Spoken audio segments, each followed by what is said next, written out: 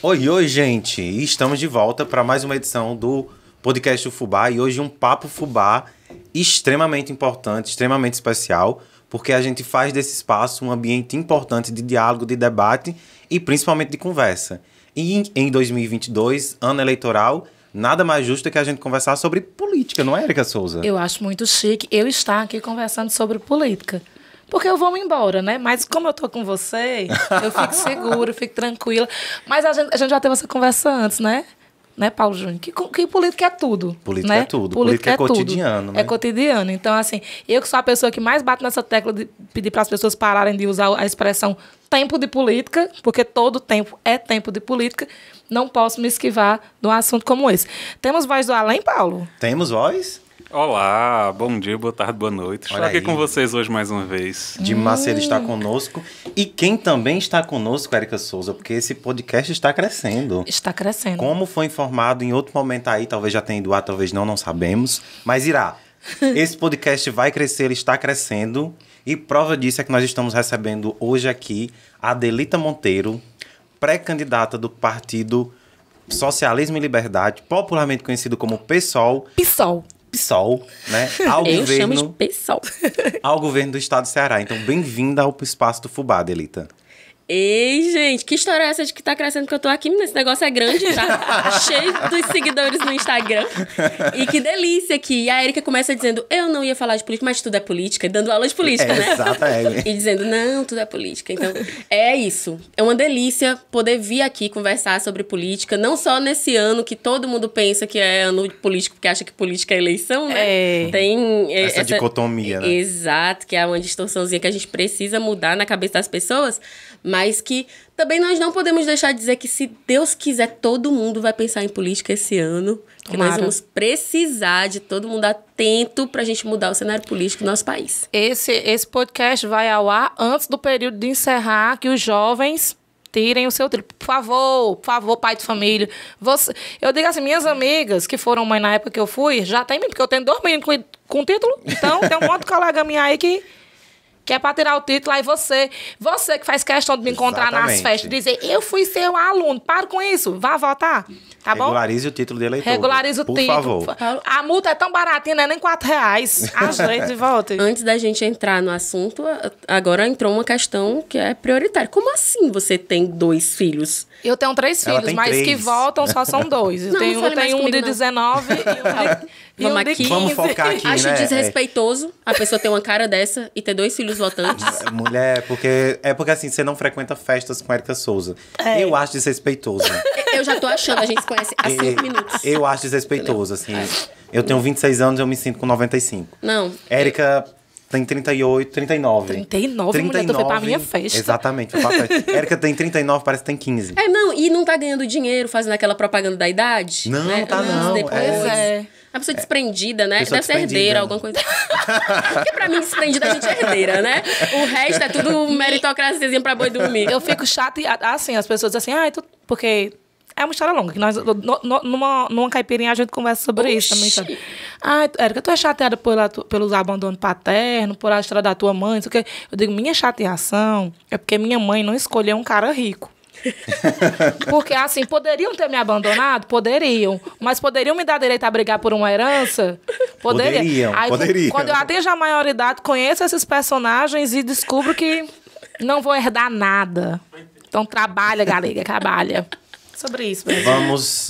Sigamos ao papo mais adensado ao campo político. Sim. Adelita, tu foste anunciada como candidata do PSOL ao governo do estado, confirmada como pré-candidata recentemente, né? Se não me falha a memória, em fevereiro. Sim.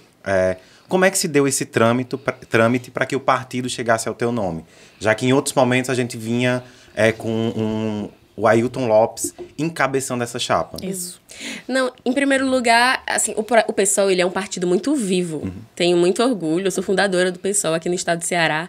E um dos motivos que me fez ajudar a fundar e permanecer todos esses anos, Porque eu não tenho um menino que já vota, não. Mas se o pessoal fosse um menino, ele já votava.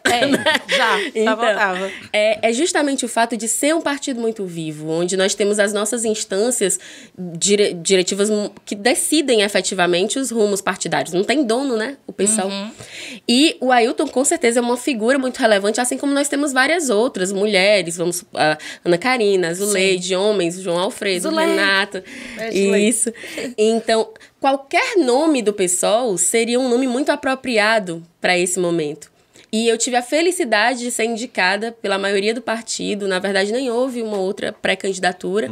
E nós tivemos uma pressa em colocar essa pré-candidatura na roda, né? Porque nós sabemos o que nós vamos enfrentar. E nós vamos enfrentar um cenário onde nós estaremos competindo com campanhas multimilionárias.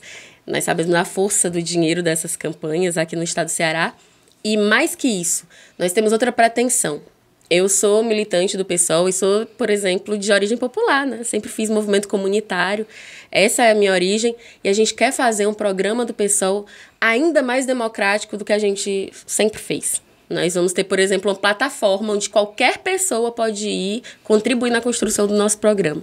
E nós também queremos fazer várias reuniões de seminário vivo para ouvir as pessoas. Qual é o Ceará que as pessoas querem construir? Então, quando o diretório indica, afirma e confirma esse nome, é porque nós temos uma longa caminhada até o período eleitoral efetivamente, e vai ser uma caminhada construída a muitas mãos. Um convite que vai ser feito a todas as pessoas para que venham conosco fazer com que essa plataforma política seja capaz de mudar a vida de cada um e de cada um, né? Então foi por isso que dessa vez a gente escolheu nesse formato, que parece com os anteriores, né? Só que a gente fez um pouquinho antes dessa vez, porque a gente quer chegar lá sim, redondinho. Ou seja, a pré-campanha já está de fato na rua. Está na rua. Por entender que é uma caminhada longa e que tem uma galera que vai de Ferrari, né? Nessa caminhada. Nós estamos bem de bicicleta aqui, ambientalmente responsáveis. Quais são as nuances básicas que o pessoal propõe para um governo do estado, né? E que vão encabeçar a tua plataforma de campanha? Sim, uma coisa que é importante falar para vocês e para quem está nos ouvindo, né, é que nós não escolhemos apenas o meu nome como pré-candidata. Nessa mesma reunião, houve outro avanço que é um dos meus maiores orgulhos, que é a chapa paritária no PSOL. Nós teremos o mesmo número de candidaturas, homens e mulheres. Nós já temos assim, a alegria de sermos um partido que tem uma bancada paritária na Câmara Federal. E nós também tiramos uma outra missão, que é uma missão bem fácil, bem simples, que seria construir uma frente de esquerda para disputar o governo do estado. Nós lançamos a nossa pré-candidatura e estamos em diálogo com outros partidos de esquerda e progressistas aqui no estado do Ceará. Estamos com diálogo aberto com o PT, com o PCdoB, e vamos entrar em contato com o PCB, o P, os partidos que estão nesse espectro, né, mais à esquerda, para pensar em se existe essa possibilidade da gente construir um programa com propostas efetivas para transformar a vida do povo e que esteja no nosso campo, no campo da esquerda, né? Nós não desistimos disso. E essa pré-candidatura está a serviço dessa batalha que está sendo dada. Então, ela é justamente importante para responder o que você está dizendo. Se nós queremos uma plataforma diferente para o estado do Ceará, não tem como a gente não centralizar essa plataforma de governo na desigualdade social. Porque nós somos oposição ao governo Camilo Santana, mas nós somos uma oposição muito responsável. Não temos problema nenhum em reconhecer os avanços de gestão alguma. Assim, se fez direito, ótimo. Vou dar um exemplo para vocês aqui, condução do Camilo na pandemia.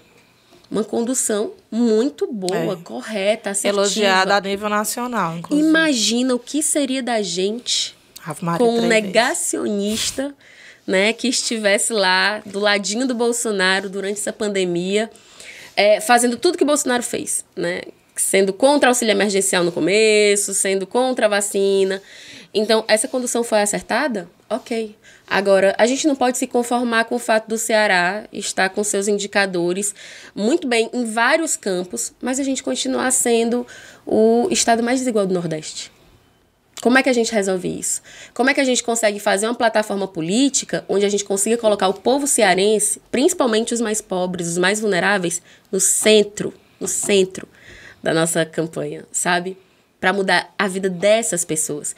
Dependendo do acordo que você faz, se você tem, por exemplo, um campo bilionário industrial financiando sua campanha, você acha que esse campo vai deixar você priorizar os investimentos na população mais vulnerável? A gente está vendo aí como é um governo conduzido por uma outra parcela da população brasileira e de interesses até fora do país, como é que é feita a política. Então, para nós, do PSOL, essa plataforma mais posicionada do lado de quem mais precisa seria muito importante. E vai ser, com certeza, um dos centros dos nossos debates, das nossas propostas. Nós queremos um só Ceará. Nós queremos o mesmo Ceará para quem tem e para quem não tem. A gente não se conforma em ter a escola do rico e a escola do pobre. A gente tem os indicadores educacionais da nossa juventude. Nós vamos ter quem tem grana para pagar 2 mil de mensalidade, essa galera passando no ITA e no IME, e virando outdoor de propaganda de escola, né? Cara, e a gente vai ter a nossa juventude, principalmente no interior e nas periferias, que foi de onde eu vim. Eu nasço no interior e vou morar na periferia de Fortaleza, sendo um índice crescente de nem estuda nem trabalha. Então, as políticas públicas vão ter que ser direcionadas para a equidade entre cearenses, né? Para que a gente tenha um estado mais igual, uma oportunidade para todas as pessoas. Tu me fala, na verdade, de um projeto de estado, né? Sim. A gente tem um projeto de estado, né, que perpassa certamente várias gestões, né? Sim. Não concentrado em um curto espaço de tempo, né? De uma gestão, 4 ou com reeleição 8 anos. Ô Paulo, tu acha mesmo que a gente do pessoal ganhando esse negócio, a gente não vai ser reeleito e fazer as nossas sucessoras? Nós estamos indo para botar para voar as bandas. É para mudar o Ceará. Te fazer um outro questionamento, então. Tu listou para mim uma série de partidos com qual o pessoal mantém uma linha de diálogo aberta, né, a fim de tentar unificar o campo e indicar uma candidatura única. Nessa lista não entrou um partido que é muito forte no Estado e que, teoricamente, estaria nesse espectro do centro-esquerda, que é o PDT. Qual o problema, quais os afastamentos entre o PSOL e o PDT para que ele não esteja nesse ciclo? A treta pop vem agora? É lógico, porque tem que ter. Não, eu acho é o começo da treta. É uma pergunta super... Ludmilla versus Anitta. Então, eu sou quem? A Ludmilla? Não sei, eu adoro as duas, não sei quem quer ser. Mas, eu acho que é uma pergunta super pertinente. Nós temos diferenças programáticas com a condição do PDT, que hoje, a gente sabe, ele é liderado pelo Ferreira Gomes no estado do Ceará. E aí, gente, como moradora da periferia de Fortaleza, nascida no interior, por mais que eu compreenda alguns avanços dessa galera à frente do Estado, tenho diversas críticas à condução disso, né? E é por isso que eu estou no PSOL, né? Não estou no PDT. Só que tem um detalhe que tá aí no meio do campo, que se chama Ciro. Ciro, candidato à presidência, embola bastante o meio do campo em um momento político onde a gente também tem um objetivo maior, que é a derrota de um desgoverno fascista, que é o Bolsonaro. Nós precisamos derrotar o Bolsonaro e o bolsonarismo. E precisamos fazer isso no primeiro turno, de preferência. Dificílimo fazer isso no primeiro turno. Considero muito equivocada a condução do Ciro Gomes na sua candidatura à presidência, onde ele fica equiparando, dizendo que Lula e Bolsonaro são a mesma coisa. Gente, isso é irresponsável politicamente. Então, como é que nós faríamos aqui uma frente de esquerda? Apoiaríamos quem? Porque nós do PSOL estamos debatendo internamente, e inclusive a minha corrente, porque o PSOL é um partido que se divide em vários grupos. Pensamentos diferentes podem coexistir dentro do PSOL, que é outra coisa que eu considero super importante. E o grupo do qual eu faço parte, a gente está batalhando e certamente seremos vitoriosos, essa é a nossa torcida, para que a gente apoie Lula no primeiro turno. Deixa eu só fazer uma intervenção fofoqueira. Túlio Gadelha, vocês conhecem? Do PT, deputado né? Federal, Deputado federal. Popularmente conhecido como namorado da Fátima Bernardes. Então, tá na rede. Ele tá na rede? Desculpa, perdão, Túlio. Tá na rede. Ele foi eleito pelo PDT, mas foi-se embora. Sim. Ele é um fino comentador do Big Brother, né? Sim. Como eu, ativo. E eu adoro, porque ele sempre faz, todo final do episódio, ele faz uma comparação entre o programa e... a vida política. A vida política. Ontem ele tweetou. Arthur sugeriu, mas Scooby não quis combinar o jogo. Resolveu voltar com o coração. Resultado, o grupo se dividiu, desperdiçou o voto, foi parar no paredão. Lula e Ciro precisam combinar o jogo. Aí a vitória vem no primeiro turno. As hashtags lá. Então você tem o mesmo pensamento do Túlio. Mas com certeza. Nós precisamos de um palanque forte do Lula aqui no estado do Ceará. Nós precisamos derrotar o bolsonarismo e, para isso, a gente tem que ter uma eleição assim, onde a derrota dele seja devastadora. Nós precisamos eleger bancada progressista, gente. E, para isso, é Lula na presidência. É o que eu defendo quanto a Adelita e defendo dentro do meu partido. Nós devemos definir isso meados de abril, no máximo. Como fica essa questão em um espectro em que o pessoal encaminha, né, uma federação partidária com a rede, sim, e a rede não tem uma questão tão fechada? Né? Porque, assim, no PSOL, o debate quanto ao apoio à candidatura do Lula é algo mais amarrado. Né? Tem defesas mais endossadas. O próprio presidente do partido endossa essa defesa e age para que isso aconteça já no primeiro turno. Articulações no estado de São Paulo, que é um estado muito forte e que acaba, enfim, resvalando para o resto do estado também acontece nesse sentido. Porém, a gente tem uma rede de sustentabilidade que está bem mais indecisa, assim. Você tem uma Marina Silva que foi cotada para serviço do Ciro, né? E, assim, e eles mantêm uma relação próxima, elogiosa. Heloísa Helena, que é um nome que ajudou a fundar o PSOL, hoje em dia está na rede, e ela declarou recentemente que não tira uma vírgula das críticas feitas ao ex-presidente Lula, e foram críticas duríssimas. Duríssimas, pesadas. Críticas, assim, de chamar o Lula de gangster, né? Assim, a gente tem registros disso. Heloísa foi fundada no PT, né? Ela começou a carreira dela. É uma das fundadoras do PSOL. Começa no PT, funda o PSOL e é a primeira candidata a presidente do PSOL. Sim, né? Fiz campanha para Heloísa. Primeira candidata a presidente do PSOL lá em 2006. Mas, assim, Heloísa tá no barco do Ciro Gomes. Assim, ela já disse, faz campanha para ele e é uma voz importante dentro da rede. Como conciliar espectros de um campo nacional que mantém proximidades, mas ao mesmo tempo estão distantes? Mas, Paulo, tu não acredita que Ciro vá ceder para o PT? Nesse momento, acho que não. E, assim, eu farei uma ponderação prática. Acho que não deve. Assim. E aí eu emendo um outro questionamento. Não é complexo que a gente vivendo, talvez, institucionalmente falando, democraticamente falando, a nossa maior crise pós-redemocratização, que ao invés de nós buscarmos outros nomes, e aí seja Ciro, sejam outras lideranças dentro do PSOL, que tem lideranças interessantíssimas, sim, e outras que sejam do campo da esquerda, do campo de uma direita pensante, né, que existe, mas não viu, mas assim... Mulher saiu. No campo, assim, buscar lideranças pensantes, que estejam em espectros diferentes, mas que abram-se ao diálogo. Nós que eu digo sociedade, majoritariamente falando, rumando para uma liderança velha. Porque, sim, eu acho que nós não podemos fugir desse debate, que o Lula é uma liderança velha. Uma liderança velha, assim, com ideais um tanto quanto ultrapassados, com uma leitura de país um tanto quanto ultrapassada, tão velha que o próprio PSOL esteve fora deste barco durante muito tempo. Né? Assim, você tem lideranças importantes que hoje estão no PSOL e que nasceram, né, na política dentro do PT. A grande maioria, porque o PSOL, na verdade, foi fundado quando entendeu que o PT não era... Assim, você tinha ali dissidentes do PT. Assim, as pessoas entraram no PT acreditando em um ideal. Em um dado momento da história, viu que não, tá errado, não foi isso que a gente não pagou por essa criação. Não foi isso que a gente combinou. Não foi isso que a gente combinou. Então, foi daí que surgiu o PSOL. Tanto que começou grande, assim, com grandes lideranças, porque tinham quadros, tinham mandatos que eram do PT e tem esse entendimento. Por isso que ainda hoje tem algumas posturas do PSOL que diz, peraí, do PC, os partidos de esquerdas das antigas, né? Das antigas, porque quando eu era da UBS, olha. Eita, menino, estamos em casa, era da UBS. A gente tinha esse entendimento e o PT era bem distante. Por exemplo, os meus amigos que eram do PSTU, que eu achava que era a galera mais...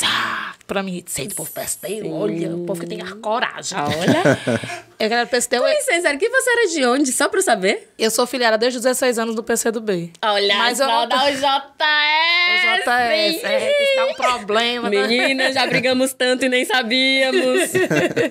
Mas hoje eu não tenho mais vida orgânica dentro do Menina, mas que movimento de gente a gente gosta de brigar, né? É. Então. Aí tinha muita essa divisão. E o PT era o mais distante dos movimentos, assim, aí por isso que quando a galera do PSOL surgiu, era assim, olha, é tipo uma novidade, a gente é a esquerda de verdade, como se dizia, não é tendo muito menino novo aí na faculdade, a gente é a direita de verdade, a esquerda de verdade, sem ser PT. Não era essa roupa que se vestia.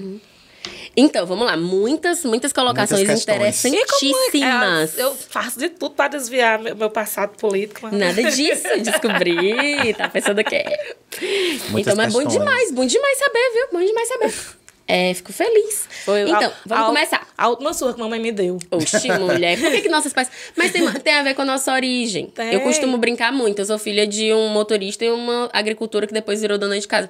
Eles ficaram felizes? Com 15 anos eu fazendo movimento estudantil? Não, eles queriam que fosse advogada. Eu entendo eles. Desgosto. Então, eles também... Foi bem difícil pra mim, mas superamos. Hoje minha mãe entende. Mas em relação ao pessoal e à rede, eu acho super válido a gente poder ter posicionamentos diferentes dentro do partido. Não acho que seja uma coisa ruim. E assim, a rede também está bem consolidada em relação ao apoio ao Lula. É porque você está falando de duas porta-vozes relevantes. Né? Então, são duas vozes altivas dentro da rede. Exato. Mas que a base da rede, e eles inclusive já definiram isso dentro do partido, o apoio ao Lula. O que está sendo debatido é se vão liberar ou não Marina e Heloísa Helena para não fazerem essa campanha. A própria Heloísa defendeu, Exato. Ao defender a federação, ela disse que isso, pediu que isso não estivesse condicionado a um apoio exclusivo. Exato. Então, que assim, a bancada estivesse livre. Fica parecendo que na rede existe uma grande disputa, mas não, a base da rede está bem convicta do apoio ao Lula. Sabe por quê, gente? Olha, com todo o respeito a essas lideranças, e lideranças de dentro do meu partido, vozes que eu respeito muitíssimo. Glauber Braga é pré-candidato à presidência pelo PSOL, meu partido. Para mim, é um dos maiores parlamentares do PSOL, é um cara que eu admiro muito, mas que eu acho que está errando na condução política.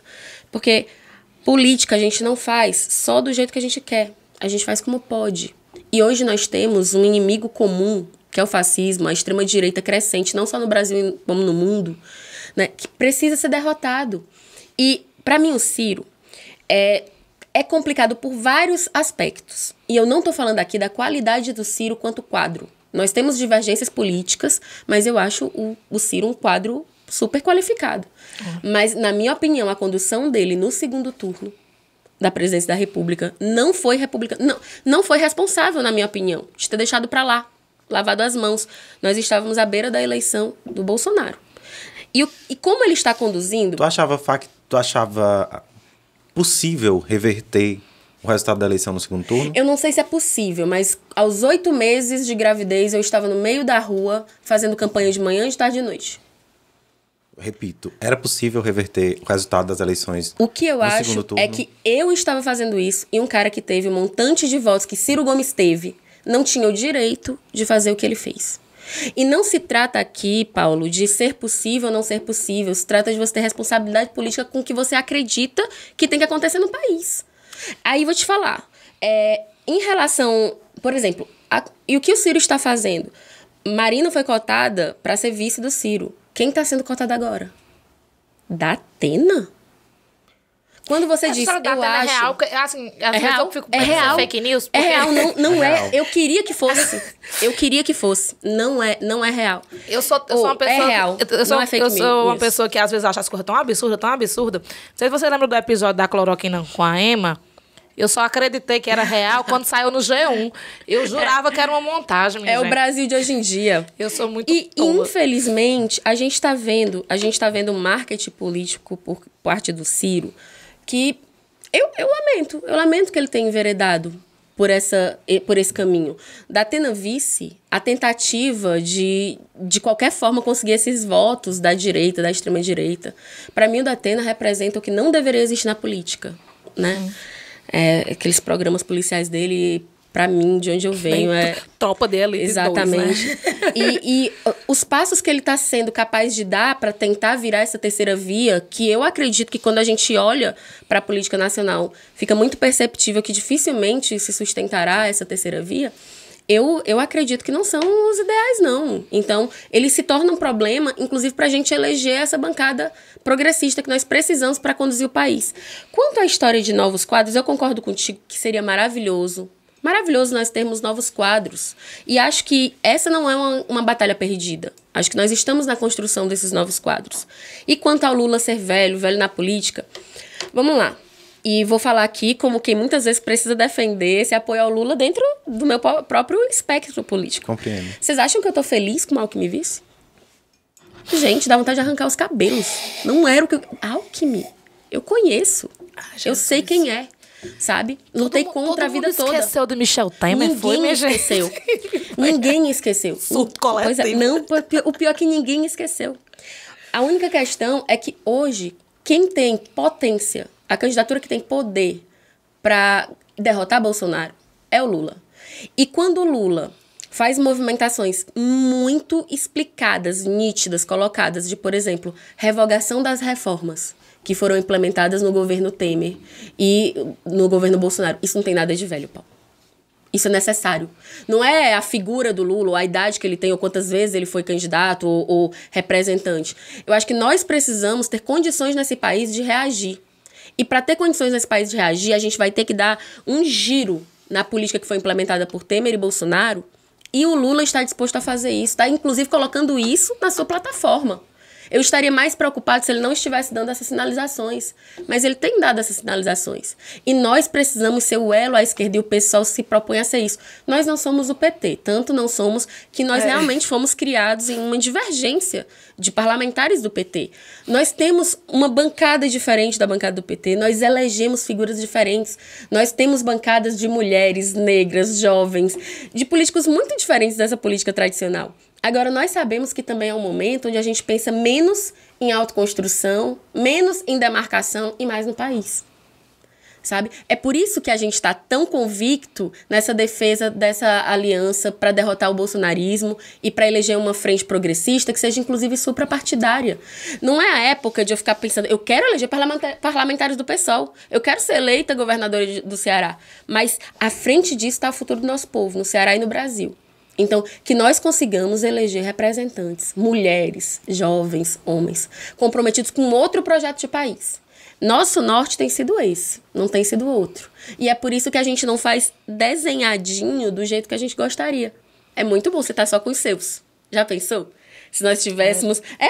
É o sonho de todo mundo. Nós tivéssemos um candidato do pessoal à frente nas pesquisas para derrotar Bolsonaro, aqui no governo do estado, em todos os lugares. Mas não é o mais importante. E aí não é a nossa prioridade. Mas... Sim, por favor. Mas...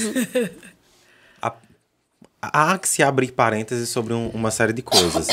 Mas eu volto a repetir. Tu não enxerga em nenhuma perspectiva que o ex-presidente Lula se constitui enquanto uma liderança velha, apresentando talvez uma leitura antiquada de país? Eu digo isso porque eu particularmente acho um tanto quanto simplista demais ir a público e dizer que o objetivo de um governo petista é devolver ao povo picanha e cerveja. Sim, eu acho que rasificar demais problemas que são complexos, angulares e que a gente sente no cotidiano. Sim, o problema, obviamente que falta comida. Tá faltando comida na mesa. Mas assim, para ter comida na mesa, rapaz, assim, tem que remar muito. Não é simplesmente sentar na cadeira de presidente da República. Não é simplesmente, logicamente que esse simplesmente com muitas aspas, não é simplesmente vencer a eleição. Então, há que se apresentar um projeto prático ao país, sim, né? E é relevante, importante, que este político chegue ao posto que deseja ocupar, né? A senhora enquanto governadora do estado, sim, presidente da República enquanto presidente da República, tendo chegado lá com o seu nome, sim, e com as suas ideias, né, apresentadas ao povo. Não falta ao Lula apresentar suas ideias, ao invés de rasificar o discurso e dizer que vai devolver um tempo de picanha e cerveja? Olha, E aí eu vou falar que vai ficar parecendo que eu sou advogada do Lula. Não tem problema, porque eu vou defender mesmo. Às vezes eu penso em falar, eu digo, não, Érica, não é tua posição, tu não fala aqui não. Não, eu vou ser advogada, porque faço muita questão. E assim, pra mim vai ser um orgulho. Vou fazer muita campanha. Se meu partido deixar, e eu espero que deixe, seremos palanque do Lula aqui no Ceará. E assim, olha, Paulo, em primeiro lugar, eu acho que o programa do Lula, ele tá sendo construído e nós do pessoal estamos fazendo questão de construí-lo. Tanto é que todo mundo ficou sabendo, foi público. Nós temos plataformas, sabe? Nós queremos construir juntos e foi dado pra gente esse sinal de que nós teremos um programa construído a várias mãos para essa presidência. A gente está aqui num período de pré-campanha ainda. E quando você fala assim, não é muito raso o Lula falar que quer devolver para as pessoas picanha e cerveja, depende para quem eu tô falando. E aí vou colocar a minha origem de novo na roda. Hoje não, porque eu tenho mais de 20 anos de política e leio muito, tenho privilégio. Eu sou uma mulher do interior e de periferia, mãe, mas que compreendo meu lugar de privilégio, de ter acesso a muita leitura, de ter acesso a muito debate. Mas o Lula tem uma característica que eu acho muito, mas muito boa, muito, muito nobre, que é de conseguir falar para as pessoas entenderem. E ele ainda tem algo que pesa a favor dele, que é no tempo do Lula, a gente começou a comer picanha. Isso daí ninguém tira dele. Que na verdade foi um movimento que veio das massas já. As pessoas que começaram a dizer. A gente nunca... Mas a gente... Na minha casa a gente não comia. Não, é assim. Eu vou dizer... O PT logicamente tá usando essa frase, mas não foi uma frase que surgiu do PT. Veio é uma questão de memória. Militante? Dos militantes naturais, mulher. Olha só se for... Pois é, Érica, porque a minha mãe... O meu pai tem até a 5ª série. Minha mãe odiava o PT, me deu uma surra. Esse negócio PT, que Lula, não sei o que. Em 2002, né? Maria, é horrível, não sei o que. Aí ela votou no Ciro, no primeiro turno. Me lembro da foto do Ciro, bem bonita assim, né? Aí Ciro aparece na propaganda pro segundo turno. Aí ele, se você confiou em mim... Procurem, deve ter esse programa. Se você confiou em mim, você que votou em mim, continue confiando. Vote em Lula no segundo turno. Aí, mamãe, do nada... Tá bom, vou votar. Eu tô falando aqui, a senhora não me escutou. O Ciro falou... 30 segundos. 15 segundos e a senhora fez praticamente um history e a senhora se convenceu. Não, pra mim foi pior, Érica. Deixa eu dizer, votou no Lula. Com 1 ano, ela era praticamente... Só faltou se filiar ao PT. Fez campanha de reeleição. Mamãe... Ela morreu já com 82 anos. Ela era uma senhora de idade. E o entendimento que ela tinha de política era... de movimentos, né, de campanhas eleitorais e do que ela via, do que ela percebia, é aquela história assim, o que é bom pra mim, o que tá bom. Aí, do nada, ela soltava uns comentários que eu dizia, mamãe! Ela dizia, Lula devia dar um golpe. Eu dizia, como assim, mamãe? Ela disse, dar um golpe aí do Estado, ficar uns 10, 15, 20 anos. Mamãe não pode. Ela disse, não, já deram. Oxe, menina, fizeram, foi muito. Deixa eu lhe dizer como é que era no meu tema. Não, e comigo foi mais ou menos isso, porque assim, é isso, os meus pais votavam na direita, né? Meus pais sempre votaram na direita. E se surpreenderam muito quando eu virei uma ativista de esquerda e tudo. Mas a vida conduz, porque o sonho do meu pai era ter um telefone fixo, gente. Ninguém tinha, né? Minha mãe viu a gente entrar na universidade. Concluímos. Não, entramos na universidade. É outra coisa aí. O carro, sabe? Tem um carrinho popular? Aquela coisa que parece luxo para alguns, parece luxo para quem tem. Porque para quem não tem, sabe como muda a vida. A gente foi... Todos esses avanços foram em uma época de governo. E não foi um governo ultra-esquerdista revolucionário. Eu era oposição. Eu era do PSOL. Eu achava pouco, viu? Eu queria era mais. É o famoso reclamar de barriga cheia. Exatamente. Eu estava lá, reclamando de barriga cheia. Sabe? Até que a gente sofre, tudo se desvenda depois do golpe, né? Depois do golpe, o que a gente viu foi que não foi um golpe no PT. Não. E você acha que foi fácil pra gente entender isso? Sabe? Pra nós que fizemos oposição. Até hoje eu escuto, mas vocês falavam mal de nós. Eu dizia, falávamos mesmo, porque nós queríamos mais. A gente queria leis trabalhistas muito mais fortes, que protegessem muito mais a classe trabalhadora. A gente agora não tem mais lei trabalhista. A gente não tem mais carteira assinada. Sabe, a gente não vai mais se aposentar, meu povo. Não. Sabe? Então, com todos esses retrocessos, o que a gente percebeu? Existe aí uma parcela de gente multibilionária rica, que está radicalizada. Não fomos nós, a parcela com menos grana, que nos radicalizamos. Foram eles que olharam e disseram, não, agora não vai ter mais nada, não. Agora vocês vão morrer de trabalhar sem se aposentar. Agora vocês não vão mais ter direito a trabalhista. Porque quem já foi... Eu comecei a trabalhar com 15 anos de idade. O que a gente lembra? A única lei que funcionava para pobre no Brasil... Ministério do Trabalho. Era. Patrão era ruim, você botava ele no pau. Só tinha duas coisas que funcionavam. Era Justiça do Trabalho, até do essa semana. E como é pensão alimentícia. Agora. Não, e já veio agora. Pensão já foi uma vitória nossa, né, das mulheres. Mas assim... não, mas metendo pau. Isso. Era isso. Agora... Nunca meteu o chefe no pau, né? Ainda não. Eu nunca teve a oportunidade. Mas eu já fui com um amigo meu. Nunca teve a oportunidade. Então... Fui testemunhar. Antes... Ela trabalhava lá sim. Porque tinha os bonitos que faziam isso, né? Dizia que nunca tinha trabalhado lá. Os chefes diziam pra não ter que pagar... Hoje, você tem medo. Porque com uma reforma trabalhista... Tem essa não. Você vai pagar o seu patrão. Se ele tiver um advogado melhor que o seu e ganhar a causa, você vai pagar o advogado do seu patrão. Então, com todos os retrocessos que nós estamos vendo, com o mapa... com o Brasil de volta ao mapa da fome... Com tudo que está acontecendo... O Lula tem mais que programa, tem mais que marketing, ele tem memória. E eu acho que o mais importante é que ele está comprometido com isso. Ele está dizendo que vai revogar a reforma. Ele está dizendo que vai colocar o povo brasileiro, o povo mais pobre, no centro do debate. E eu realmente acredito nisso como uma posição política. Eu não caio naquele blá blá blá e que o Bolsonaro adora dizer eu estou fazendo o que dá para fazer. Não, ele está priorizando. Dolarizar a Petrobras, que começou com o Temer e ele deu continuidade, é priorizar. Eu vou escolher se o povo passa fome ou se os acionistas da Petrobras vão lucrar bilhões. Para um coronel que ele colocou na chefia da Petrobras ter um bônus de 1,5 milhão em um ano de trabalho. Enquanto a gente está pagando R$130 num bujão de gás que eu tô triste porque o meu fogão, a chaminha já tá ficando vermelha. E quanto mais vermelha vai ficando, mais triste eu vou ficando também. Entendeu? Então, são posições políticas. Se tem um presidente, se tem uma governadora, se tem alguém que tá ali para colocar o povo mais pobre no centro do debate, no orçamento, ter coragem de taxar rico, e o Lula tem que fazer essa autocrítica. Não taxou rico, mas tá dizendo que vai taxar. O Ciro também disse que vai taxar. O povo tem que garantir que esses ricos sejam taxados, porque não dá, gente, pra gente comprar um carrinho popular e pagar imposto, e uma pessoa comprar um jatinho e não pagar imposto. Aí eu vou enveredar, continuar nessa questão, mas por uma outra perspectiva. O Lula gozou de uma popularidade que, assim, poucos registros na história do mundo. Paula é desgostoso com Lula. Eu estou vendo. Não desgostoso, mas acho que... Eu acho que a gente tem que... Eu acho fundamental a gente usar esse espaço para fazer um exercício crítico do passado, porque o passado... Eu tô gostando, porque eu convivo só com gente que gosta do Lula.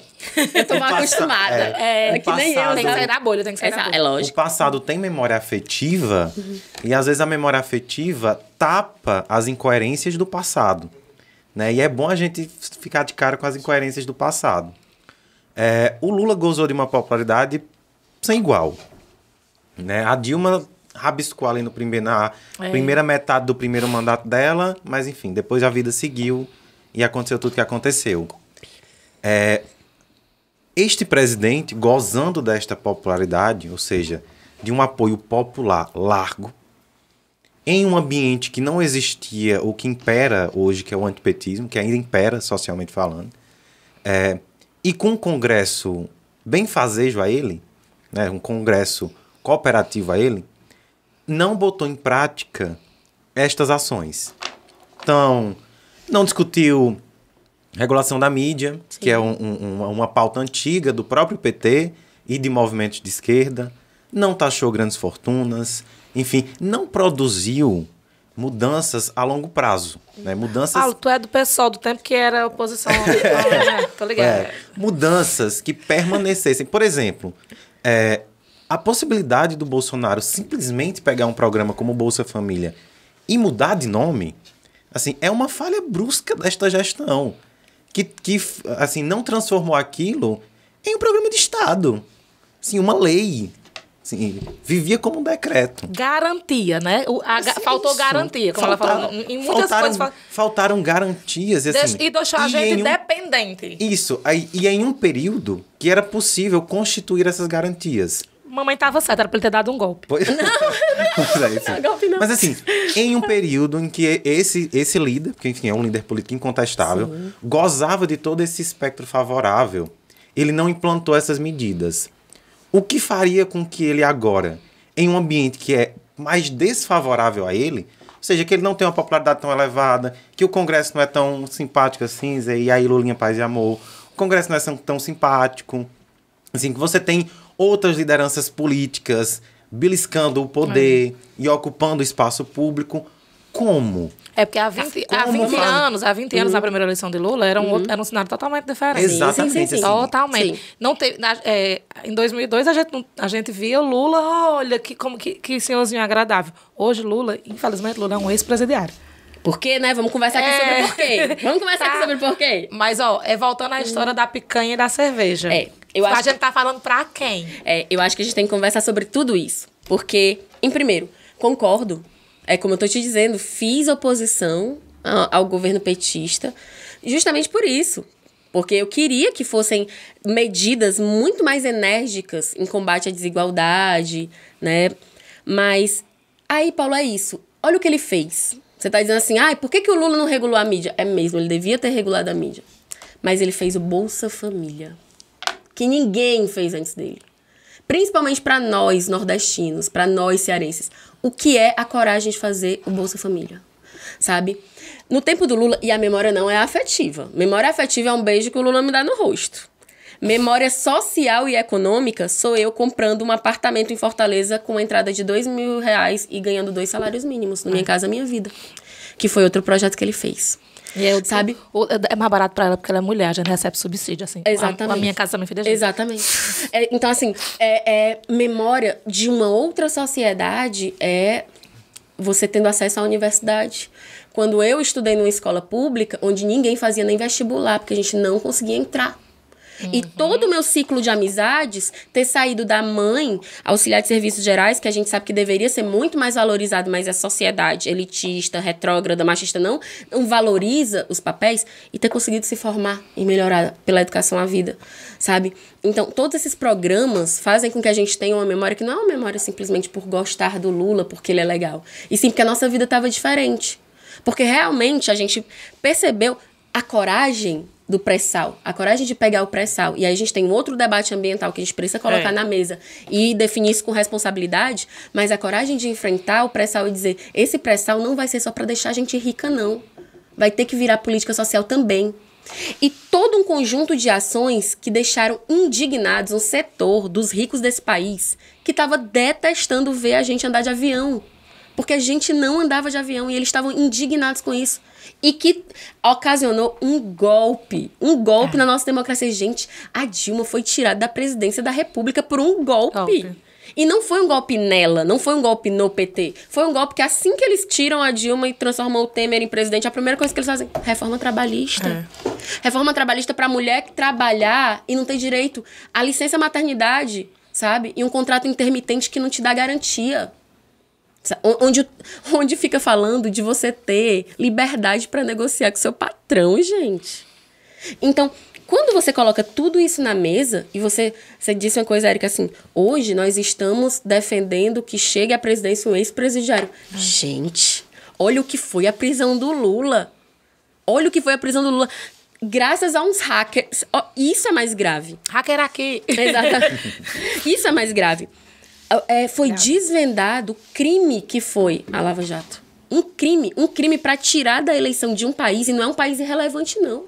É um país economicamente importante para o mundo. Eles mexeram na estrutura democrática de um país para colocar a direita. E para colocar a direita para impedir que esses poucos avanços que nós tínhamos, e que na época eu considerava poucos, fossem implementados. Isso não é qualquer coisa, sabe? Tava incomodando muita gente. Esses governos de esquerda progressista estavam incomodando muita gente. E era essa elite que eles estavam incomodando.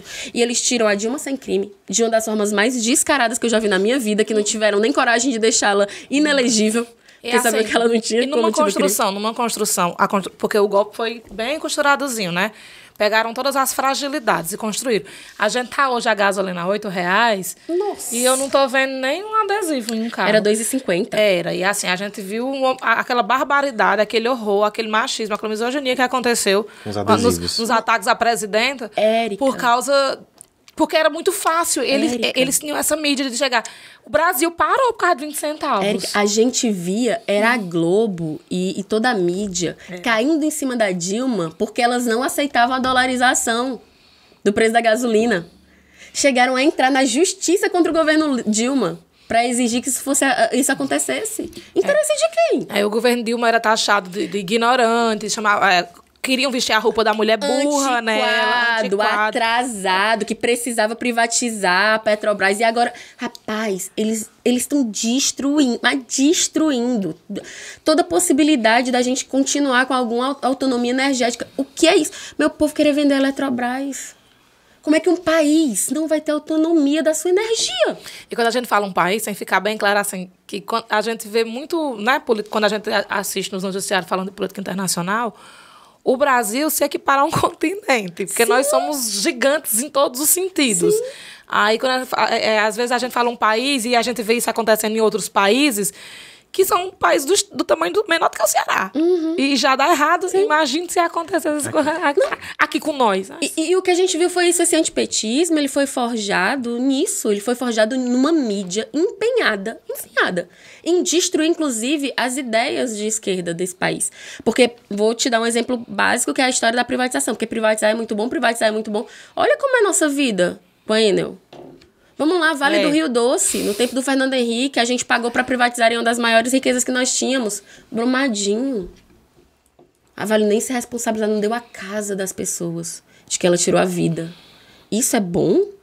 Então, é um projeto político. A gente está falando de um projeto político. E esse projeto político, ele visava atacar as ideias e os governos mais à esquerda. E a gente está vendo os resultados disso.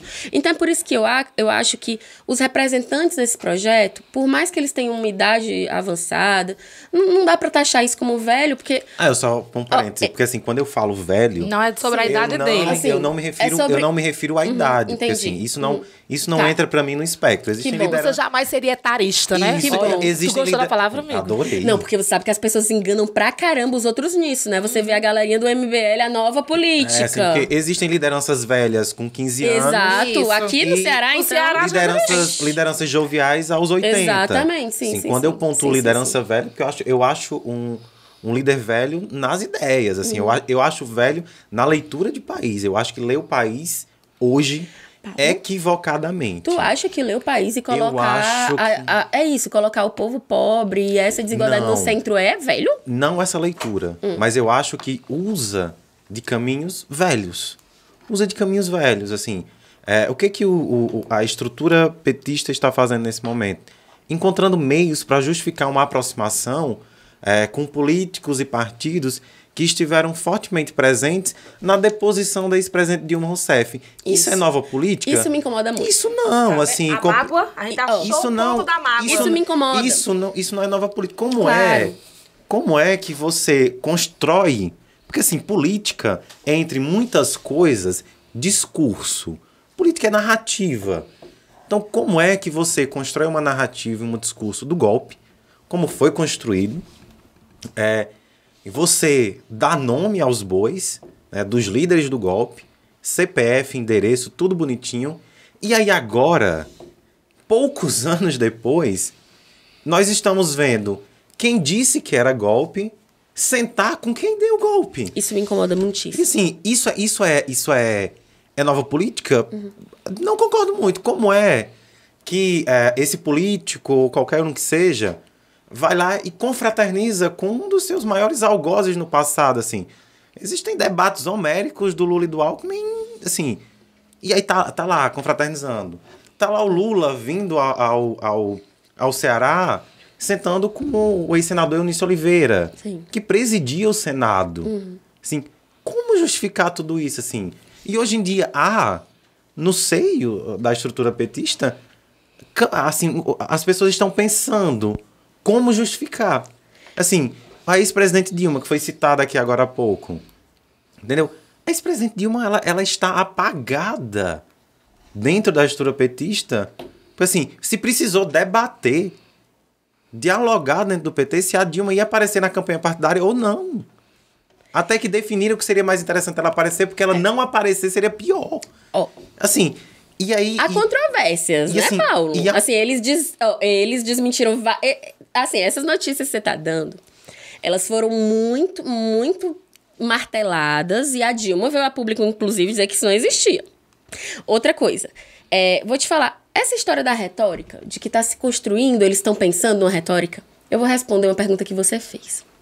Você disse assim, mas Adelita, se o Lula já teve base, já teve tudo, todas as condições de regulamentar a mídia, taxar as grandes fortunas, agora que ele vai ter um congresso não tão propenso a ele, como é que ele vai fazer isso? Essa é a resposta. Essa é a resposta que o Lula te dá. O Lula, e o que, quando eu digo que me incomoda, não me incomoda por uma questão de mágoa ou de chateação, me incomoda por conhecer essas pessoas e não saber, e não achar que elas são confiáveis. Então, se eu pudesse escolher, elas não estariam numa base de governo, porque eu sei que elas estão do outro lado dos interesses.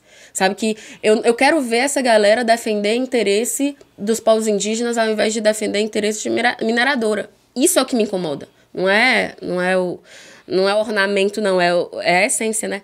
Mas o que o Lula diz, respondendo a sua pergunta, hoje, a minha única questão e meu único objetivo é governar. Então, eu vou conversar com todo mundo para eu ter condições de governar. E vou conversar, inclusive, com pessoas que eu nunca conversaria, que seriam esses golpistas. Os caras conduziram um golpe contra a Dilma, né? Porque eu quero ter condições de governar. É isso. Não é, eles não estão pensando, e vou dizer mais, eu acho que o que nos resta fazer? Você acha que é confortável? Não, gente, não queria chapa Lula-Alckmin, mas deixaria de votar no Lula, ou deixo de defender o apoio ao Lula dentro do pessoal, por isso também não deixo, porque eu acho que não é o nosso momento histórico, não é o que nos está colocado, sabe? E todo mundo que está resistindo a isso, porque nós somos resistentes a isso, dentro do PSOL e dentro dessa conversa que a gente tem com o PT, o lulismo e essa base, nós brincamos, nós somos ali a ponta esquerda, né? A gente fica puxando o tempo todo, a gente fica lá, gente, vem mais pra cá. É o nosso papel. E a gente considera muito mais adequado hoje estar dentro da construção desse programa do que fora, simplesmente dizendo, eu que sou a esquerda, olha pra mim. Sou mais esquerda do que tu. Sou eu, exatamente. A gente hoje considera muito mais consequente estar dentro da construção desse programa e tensionando, dizendo, pessoal, vamos puxar isso aqui pra cá, vamos ter cuidado com isso daqui, vamos priorizar acolá. E estando dentro, como nós estamos e nos dispondo a construir, nós conseguimos um espaço muito mais fértil do que estar fora apontando o dedo. Né? Porque fora apontando o dedo, nós vamos ter a extrema-direita, nós vamos enfrentar. Uma das coisas que eu mais tenho medo é do povo achar que o Lula ganhou. Eu acho impressionante. Você está falando de um governo Bolsonaro com uma estrutura bilionária para comprar voto. Bilionária. Orçamento secreto, precatórios, ou seja, tem uma base... Sabe qual é o deputado que tem coragem ainda de apoiar o Bolsonaro? Ou que se fundamenta nas pautas ultraconservadoras, né? Mas esses são minoria. São os que enfiaram a mão no orçamento secreto e vão comprar voto à torta e à direita. E eles vão comprar voto casado. É uma loucura. A gente tá vendo o Bolsonaro pegar a máquina pública para fazer o que ele quer.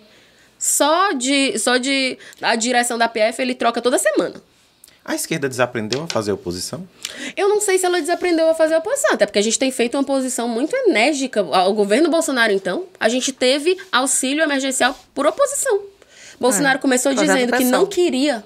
Bolsonaro começou dizendo que não queria e não podia. Começou com isso. Tem registro. Paulo Guedes dizendo que ia quebrar o país. Exatamente. Depois ele disse R$200. R$200. É o que dá. Exatamente. Mais que isso vai quebrar o país, que a cara deles tudo quebra o país. Né? Toca fogo na Amazônia não quebra o país, rachadinha não quebra o país, o resto quebra. E foi a oposição muito fortalecida e concentrada que garantiu o auxílio emergencial.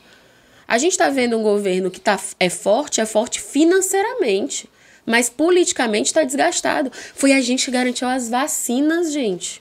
Foi a força da oposição que garantiu ao povo brasileiro a possibilidade de se vacinar. Porque se fosse um Bolsonaro sem oposição, a gente estava aí tomando cloroquina, morrendo, sendo cobaia, como eles fizeram lá no Amazonas, matando as pessoas por inalação de um medicamento que não tinha nenhuma condição de resolver aquela situação. Então, existe uma oposição muito correta, coerente, e que eu acho que aprendeu e teve maturidade para se unir mais do que jamais se uniu antes. Porque se a extrema-direita não nos ensinasse isso, nada mais nos ensinaria. Eu brinco muito, não é porque eu sou inteligente, não. Porque quem olha pra mim é quem te viu, quem te vê. Gente, é isso, eu sou fundadora do PSOL. né? Se a história não mostrar pra gente, se o desemprego da nossa família não mostrar pra gente, se ir num supermercado e ficar desesperado não mostrar pra gente que é preciso unidade para construir outro projeto de Estado e de país, o que vai mostrar? Né? Porque na nossa pele. É o famoso aprender na dor. Foi. Então, eu acho que a oposição tá diferente. Acho que ela tá mais fortalecida. Vamos parar de falar nacional um pouquinho? Vamos trazer pra cá? Vamos vir pro... Eu vou me esforçar, eu juro. Mulher. Assim. A gente faz outro depois. Teremos. Muitos. A pessoa se convidando, né? Mas toda vida que a gente começa a gravar, diz assim, vai ficar pra parte 2, pra parte 2. A gente tá devendo não sei quantas partes 2 Mil de partes. Muito bonito, 1 milhão, 1 né? milhão. Porque sempre são os assuntos que rendem Então, muito. eu já saio sem esperança daqui. é isso? Não, é vai isso dar certo. não, A gente marca, a gente marca. A gente tem... E aí todos os próximos episódios já vão ser num cronograma de parte 2. Parte dois. Porque já Muito bem. tem... Tem muita parte 2 aí. Você repetiu várias vezes, Adela, que você é fundadora do PSOL e tal, lá na juventude. Então, como começou? Quando foi que o bichinho da política... Teus pais eram de direitas, então, quando os pais são de direita, geralmente não criam os filhos na militância. Mas em casa foram tudo né, criado na militância. Como diz minha tia, não fez nem primeira comunhão. Quando foi que o bichinho da política te picou? Não, então, os meus pais eram de direita, porque, gente, trabalhador pobre, a gente volta na direita mesmo, né? O que chega lá, eles não eram militantes políticos, eu não sou de uma família de políticos, pelo contrário. Né? Eu cresci ouvindo que política não prestava pra nada, que era tudo igual. E acho que foi esse o grande susto dos meus pais quando eu, com 15 anos, comecei a fazer movimento político, militar no movimento estudantil. E o bichinho me picou, e me picou na igreja, viu? Porque eu sou uma moça crismada. Mulher, mas eu também. Se você não fez primeira comunhão, dona Érica... Quem não fez primeira comunhão foram os meus filhos. Sim. Eu era catequista, minha filha. Eu era da Legião de Maria. Exato. Direitinho, uma família religiosa, como, né? Nasci em Limoeiro do Norte, né? Ia pra igreja todos os domingos. Se vocês quiserem, a gente reza um terço agora. Salve a rainha, de misericórdia. Esperança Parte 3. Parte 3. Pronto, Parte tudo 3. direitinho. Então, eu não tive esse ambiente, eu não cresci nesse ambiente onde se debatia política, fazia política. Criança, saí do interior, de Limoeiro do Norte, para ir para Fortaleza, porque existiam 2 tipos de famílias no interior. E ainda é essa realidade. Aqui tem dinheiro para mandar os filhos irem estudar, e antigamente não existia esse número de universidades, faculdades para você fazer, não tinha, você tinha que ir para a capital, né? E aí, governo Lula. A pessoa arengando. Por exemplo, a pessoa arengando. 2000, eu acho que eu terminei o ensino médio. Ela tornou pessoal, viu? Não. Vamos tomar uma caipirinha depois, Paulo. Não eu é pessoal. terminei o ensino médio, acho que foi no ano 2000. Acho que foi em 2000. E quando eu passei no vestibular, eu tava contando um dia desse, lá em casa. Quando eu passei no vestibular, eu era numa sala de 36 pessoas. Eu fui a única pessoa da minha sala que passou no vestibular. E a segunda da escola, porque só 2 pessoas na escola inteira. Hoje em dia... Com toda a política de ampliação do ensino superior, as pessoas tiveram oportunidade. Pessoas que antes não pensavam. O meu exatamente. Não, meu filho, que, né, quando ele chegou no ensino médio, a escola tinha toda uma preparação, colocava os meninos para fazer todos os vestibulares que tinha, fazer essa auxiliação de ajudar para pedir as isenções, essas coisas todas. Tudo era programado nesse sentido de levar o jovem à universidade. E você vê... No meu tempo só tinha a URCA aqui no Cariri. Era tão do jeito que, assim, o auge de você ser o burguês safado universitário no Cariri era fazer direito à enfermagem na URCA. Era assim, ó. As pessoas passavam no vestibular, raspavam a sobrancelha, botavam um adesivo, as meninas, pra dizer. Passou o quê? Então. Passou em direito na URCA.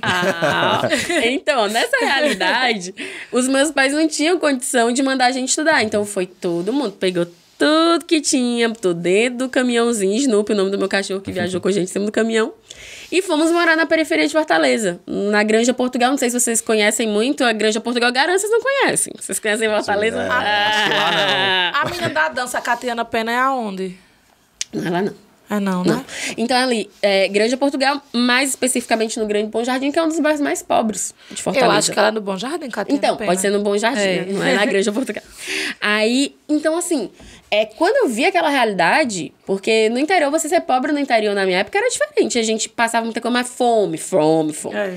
Quando a gente chega na capital, a desigualdade, ela é tão gritante, E eu que vou para a igreja, saio da igreja e olha, uma vez eu estava pensando aqui que eu já tenho uma tradição de uma igreja ativista, uma igreja de esquerda. Na minha cidade também existia uma fala muito mais progressista em relação à esquerda. Eu vou para Fortaleza e vou me congregar na igreja católica e meu primeiro grupo político foi PJ. Foi PJ, o padre Júlio da minha igreja organizava as manifestações anti-álcool com a gente. Aí você imagina. Feliz o tempo que a gente brigava contra álcool. Exatamente. Fora álcool, fora FMI. Exatamente. Era só isso que a gente tinha pra Era. Só as nossas únicas faixas que a gente carregava. Então, foi aí que eu comecei. Foi o primeiro grupo político que eu participei. Paulo não sabe nem o que é isso. Esses jovens. Eu sou jovem. É isso, esses jovens. Sou jovem. Outra coisa. Então, assim, eu começo na vida política pela igreja. Tanto é que minha mãe, quando ficou chateada, eu disse, mãe, a culpa é sua. Quem me colocou na igreja é você.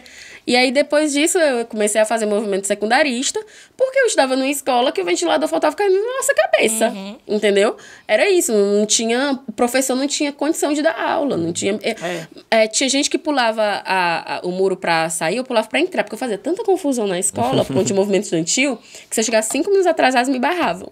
E eu tenho uma história muito boa sobre essa história de passar no vestibular, que eu dava muito problema para as direções da minha escola. Eu quero até fazer aqui um pedido de desculpas, porque eu fazia movimento estudantil muito afinco, mas às vezes vocês eram meio cruéis comigo, né? Porque eu não estava errada não.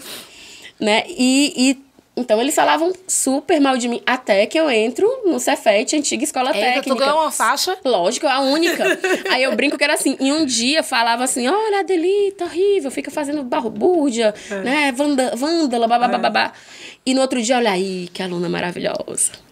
E aí eu passei nas salas dizendo, entenda uma coisa, uma escola de 2.000 alunos, onde uma consegue passar no vestibular, o problema é com a escola, não é com vocês. Não caiam nessa, sabe? Então, quando eu começo com o movimento estudantil, eu me organizo lá na minha comunidade, eu sempre fui do movimento popular. Eu entro na universidade, eu nem fiz movimento estudantil na universidade, fiz pouquíssimo. E fiquei pouco na universidade também, porque aí eu comecei a trabalhar muito cedo. Eu trabalhava de dia, estudava de noite, como é a realidade de muita gente. Mas eu fui uma privilegiada, porque eu entrei em ambientes que me fizeram perceber que a política é importantíssima. Quando me perguntam por que eu entrei na política, eu sou pobre. Pobre precisa entender de política. Exatamente. Porque determina a nossa vida. Sabe? E é a educação mais negligenciada de todos. Total. Ninguém fala sobre política de jeito nenhum. Fazem o contrário, gente. O que é que dizem? Política não se discute. Porque não querem que a gente entenda de política. Na hora que a gente começa a entender de política, a gente vira um problema. E foi assim. Aí eu comecei com o movimento estudantil, depois fui para o movimento popular, né? E participei de muita coisa, desde os 15 anos. Hoje eu tô quase 40. Tenho mais tempo fazendo militância política do que não fazendo. E como se deu as tuas primeiras campanhas? Porque não é a tua primeira intervenção, digamos, eleitoreira. Menino, não posso ver uma eleição que eu entro nela. Uma coisa absurda. A sorte é que eu já fiz minha laqueadora, porque também chegou um momento em que toda a vida eu ficava grávida. Eu disse, gente, não tem condição desse jeito. Eu não vou conseguir...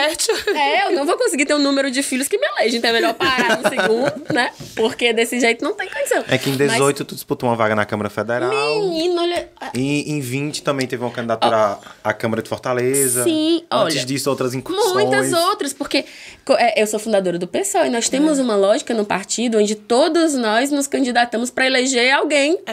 A gente tem uma visão muito coletiva do que é a política. Então, todos os nomes fazem um trabalho muito árduo, gente. Fazer política sendo de esquerda, do PSOL e pobre. Então, a gente precisa se juntar para eleger um, eleger dois e conseguir ser uma bancada, ser uma voz, né? Nas câmaras, nas assembleias.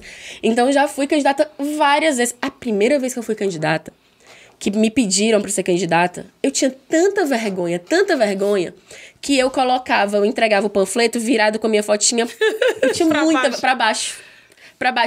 A pessoa queria me matar, ela notasse que eu era candidata. E se eu fosse, me matava, porque eu tinha muita vergonha. E só depois de muita leitura e muito debate foi que eu percebi como isso tinha a ver com o fato de eu ser mulher. Sabe? O ser mulher, a minha origem, era como se eu não fosse daquele lugar. Era muito esquisito pra mim. Hoje eu virei isso aqui, né? Mas você... Mas foram muitos anos. Não é como quadros de jovens mulheres. Então, você não se identifica, como é que você vai ver? É um ambiente que só tem velho. Só tem homens velhos. Homens brancos velhos. Pronto. Então, eu não sou um homem, não sou branco, não sou velho, então eu não tenho talento. E não tenho PhD. Então, assim, eu demorei muito, e foi a formação política, inclusive, foi ler, debater, que me fez perceber que nós precisamos estar nesses espaços. Que para mudar a vida, eu, que tenho quase 40 anos de SUS, preciso estar nos espaços da política que definem o que é o SUS. Porque se não estivermos nós para defender o SUS, vão estar os que não usam o SUS e reclamam dele. Porque não usam, não precisam, né? Então, foi por isso que eu entrei na política. Porque eu percebi que pra gente mudar essa sociedade é através da política e que nós somos capazes, né? Pra mim, é um dos grandes... A coisa mais bonita que aconteceu nesse monte de campanha foi quando a gente lançou a candidatura uma vez e foi um menino. E escreveu assim... Caraca, lá do V8, na Granja, sendo candidata. Porque não é normal.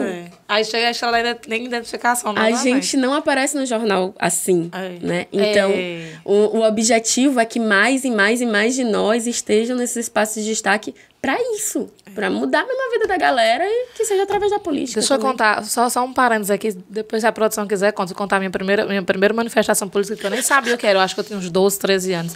Alexandre Lucas, um beijo pra você, meu amigo. Preciso de você aqui nesse podcast também. Só que aí teria que ter 10 horas, porque Alexandre não tem freio. A gente...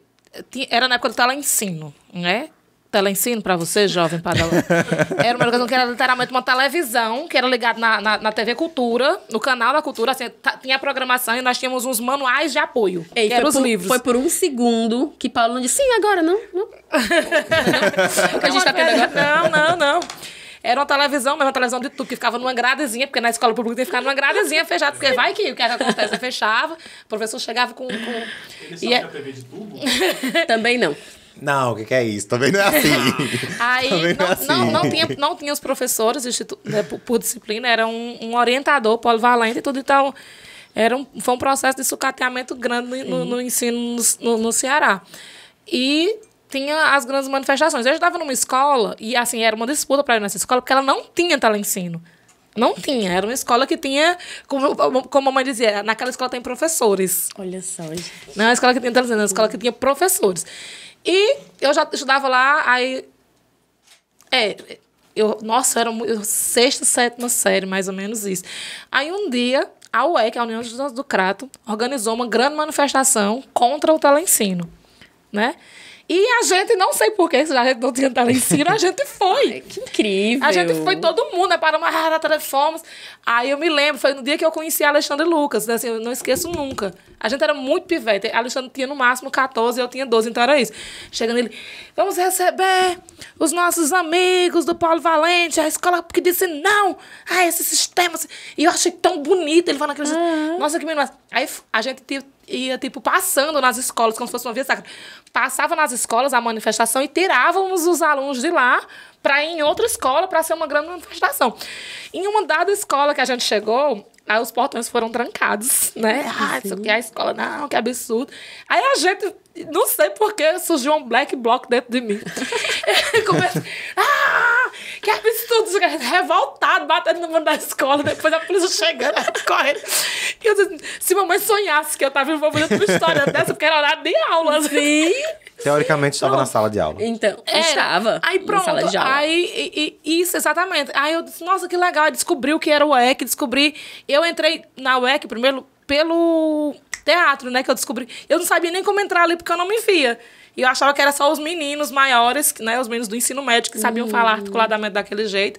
E eu disse, não sei nada de política, ninguém na minha casa conversa sobre política, então eu não vou nem saber. Mas tinha um grupo de teatro. Eu entrei no grupo de teatro. Que foi delícia. daí que surgiu tudo. Que delícia. Olha que maravilha. Amei. Eu já virei fã. E que bonito. Não, é sério, que lindo, né? Vocês foram mesmo assim, não é? Tudo isso é fabuloso. Sem juiz nenhum. Com um monte de juiz. Um monte de menino, com um monte de juiz. Ocupando espaços. Ocupando os espaços, que eu acredito muito em ocupar os espaços. Não, e é isso. Não, e hoje... ai, que bom, né? Que a gente superou. Gente, eu não sei. Eu tenho 2 filhos. Eu tô preparada. Todo dia eu peço a Deus discernimento pra saber que a vida deles é deles. Né? Que eles não vão ser obrigados a pensarem como eu penso, fazerem o que eu faço. Mas, meu Deus do céu. Eu falo muito. Eu digo assim, nossa, os meus filhos, o de 15 estudam numa escola... Do Estado, e o que tá na faculdade já também estudou na escola do Estado. Essa escola é muito boa. E assim, a gente faz... não é esse comparativo, mas você acompanha, você percebe, nossa, o ensino... Né? O ensino estadual, público, hoje é muito bom. Não, e eu já tenho outra lógica. Se você compara... 3 meninos? 3 meninos? Tenho 2 meninos e uma menina. Uma menina, tá. Pequena. Quanto tempo tem a menina? 10. Quantos anos? Eu sou curiosa mesmo. Tá. Qual é o nome dela? Anitta. Ai, que linda! E ela veio antes da Larissa Da ser Anitta, famosa. né? Então, adorei a Anitta. Então, e aí a gente já cria uma lógica diferente, né? Porque, por exemplo, a Malu tem a história das princesas, mas a Malu, às vezes ela vai dizer, você vai dizer uma princesa, eu sou uma presidenta. A menina fala tão bem, um dia vai poder ser vereadora. Já vai. É totalmente diferente de como a gente foi criada, né? Totalmente. Eu tenho certeza que você era chamada de Spilicute, Erika. Era. Eu também. A vida toda. Spilicute era o nome mais bonito. Exatamente. Respondona, Spilicute, faladeira, nem parece com a menina. Olha, são ambientes que tiram a gente desse lugar. Não tem jeito de moça, nunca vai arranjar um namorado que preste. Ixi, isso daí até é muito grande. Então, assim, são coisas que a gente fala brincando, mas que é real, real.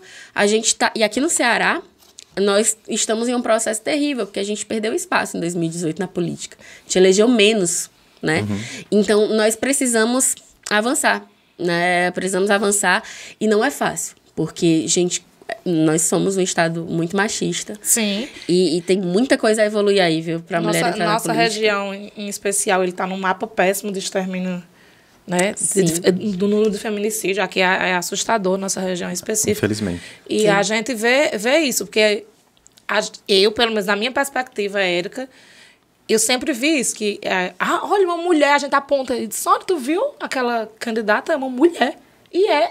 Quem é? Vamos assim, é uma coisa assim... Só temos uma governadora no Brasil. Somente. A Fátima, né? Isso. Uma governadora Aqui no no Brasil Rio Grande do inteiro. Nossa, é mesmo, só tem uma. Somente. Eu não me dado conta disso. Somente. E eu acho que somos 7 ou 8 pré-candidatas no Brasil. Mulher, mas em abril vai ter uma governadora no Ceará.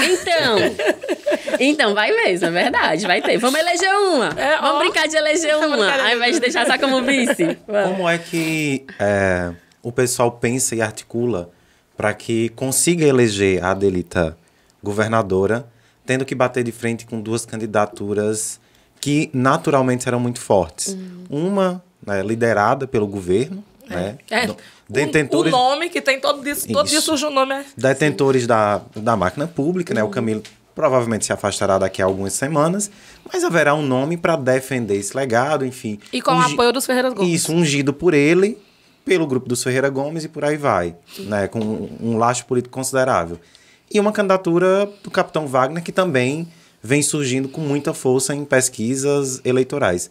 O que o pessoal vai fazer para bater de frente com o apoio primordialmente com essas 2 candidaturas, que são candidaturas provavelmente masculinas? Sim, pois é, tem isso, né? Eu não tô aqui torcendo para que nós sejamos a única candidatura feminina, porque eu acho isso terrível. Eu espero que surjam outras mulheres candidatas.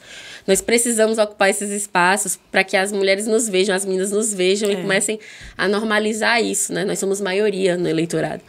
Mas o pessoal... agora tá mais fácil responder isso. Nós temos uma trajetória de uma vida muito difícil porque a gente escolheu um lado muito difícil. A gente escolhe um lado de fazer política, e se você faz política pro povo, você não vai ter os grandes financiadores de campanha. O pessoal nem aceita, nós não aceitamos. Nós não aceitamos doação de grandes empresas, isso é uma resolução partidária. Porque, vamos lá, Paulo, você é um grande empresário do ramo da mineração, e aí você vai investir 1 milhão na minha campanha. Estou aqui fazendo campanha com 1 milhão. Se porventura eu viro governadora do estado, como é que eu vou barrar um projeto de mineração que afete a população cearense, destrua o ambiente? Você vai chegar para mim e dizer, minha filha, você acha que aquele 1 milhão foi para quê? Então, nós não aceitamos, o pessoal não aceita dinheiro de grandes empresas. O que nós fazemos é acreditar na população como a grande força das nossas candidaturas. E a gente agora tá mais fácil ser do PSOL, porque a gente teve o exemplo do Boulos em São Paulo. Em São Paulo, a gente surpreendeu positivamente todo mundo. Eram campanhas multimilionárias que gastaram 20 vezes mais que a candidatura do PSOL. E ainda assim as pessoas... segundo turno. As pessoas perceberam a importância de um novo projeto de política, né? Verdadeiro novo projeto. Não é só a cara dessas bochechas. E eu digo muito isso para as pessoas, assim, ninguém vota por cara, não.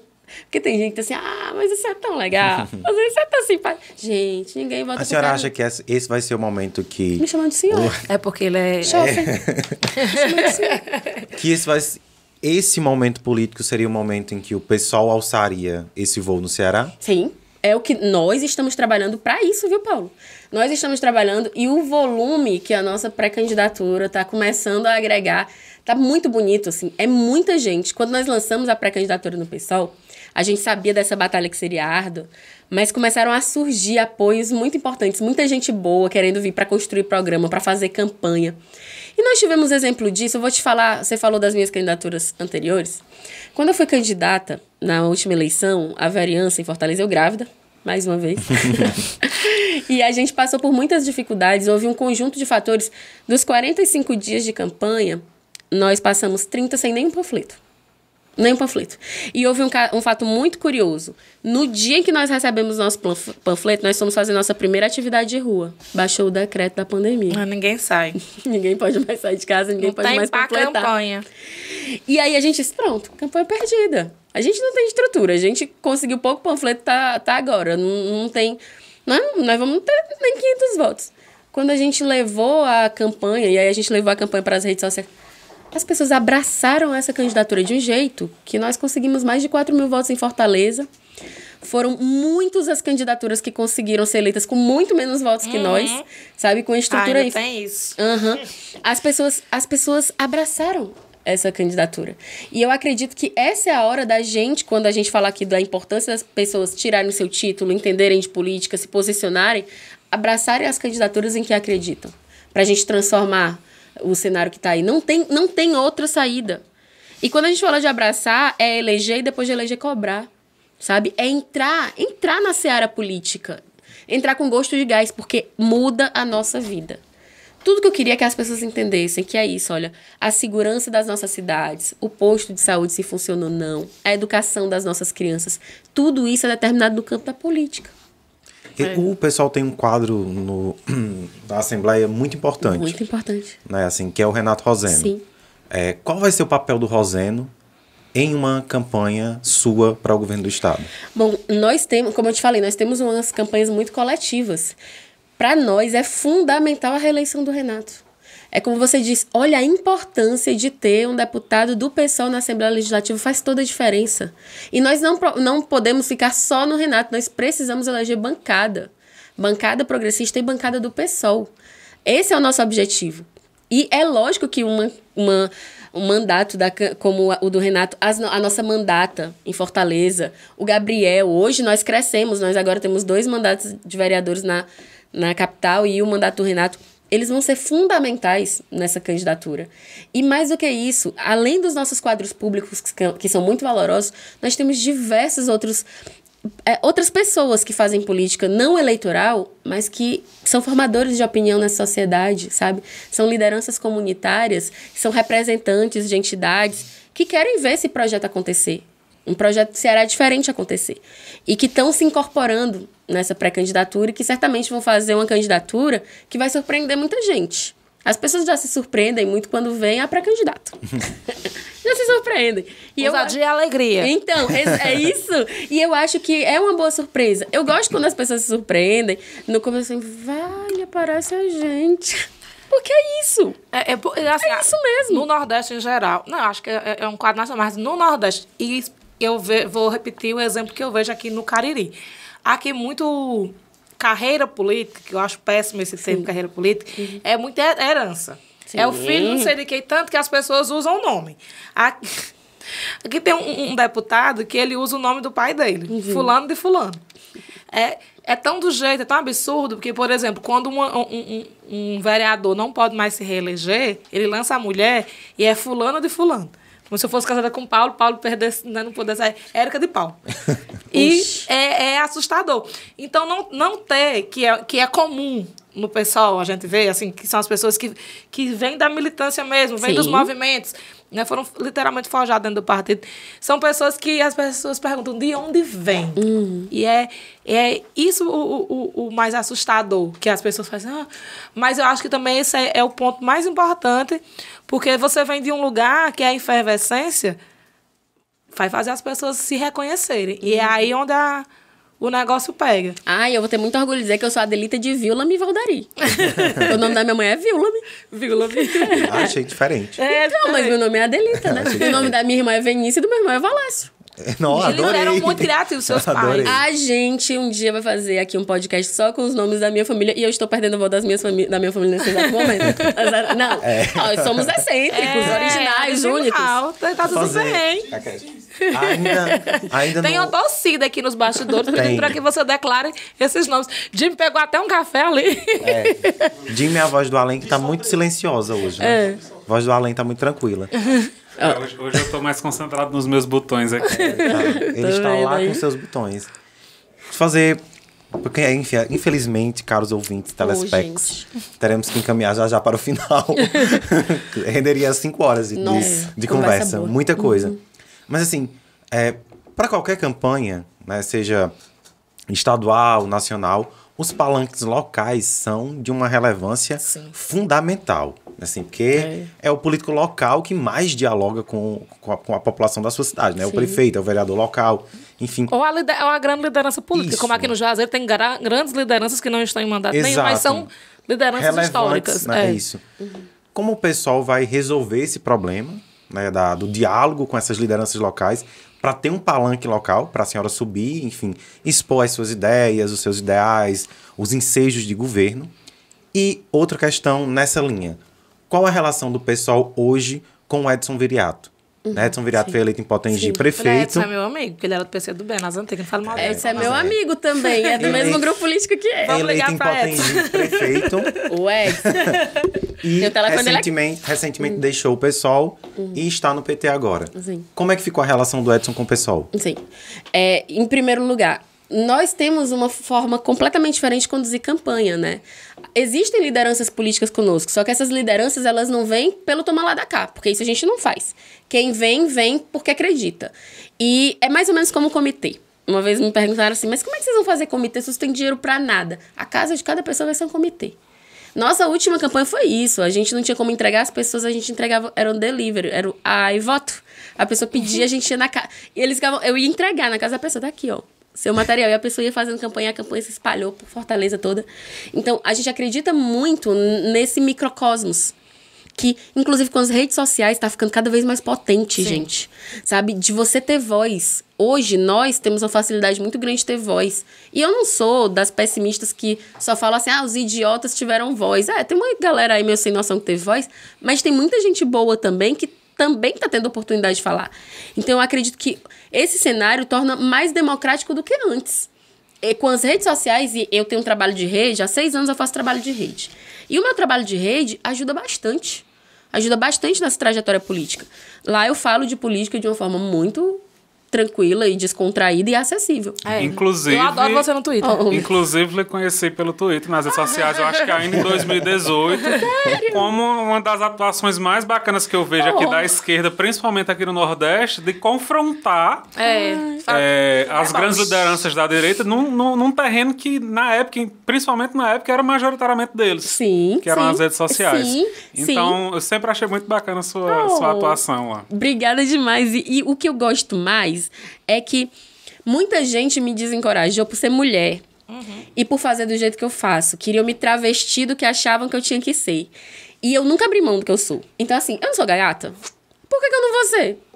Por que eu não vou ser nos lugares que eu tô? Eu sou bem-humorada, por que eu não vou ser? Por que eu tenho que ser? E isso é uma coisa muito imposta pra gente, né? Por que eu tenho que ser ranzinza? Por que eu tenho... Exatamente. Porque... Não. Se comportar como uma mulher. Deve se comportar. Então, assim, não. Assim, é como eu sou no meu dia a dia. E aí, essas redes conseguem ter uma dimensão, gente, um alcance impressionante. E eu acredito que elas vão ser fundamentais durante esse processo eleitoral. Em relação ao Edson, vamos começar aqui. Somos grandes amigos. Fiquei feliz que ele saiu do pessoal? Lógico que não. Tentei convencê-lo a não sair? Claro que sim. Edson, inclusive, é do nosso grupo político. Né? Como eu falei, nós somos da Primavera Socialista, que é um dos grupos do PSOL.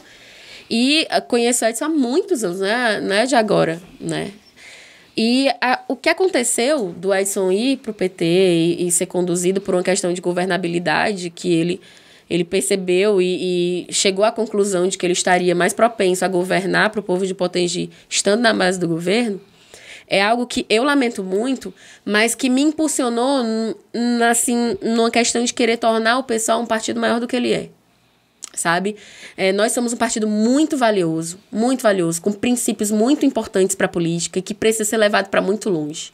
É o que eu estava te dizendo. Nós precisamos de vários Renato Rosenos e mulheres e Marielles. Nós somos várias Marielles nas assembleias legislativas, nas câmaras de vereadores, na Câmara Federal, nos governos estaduais.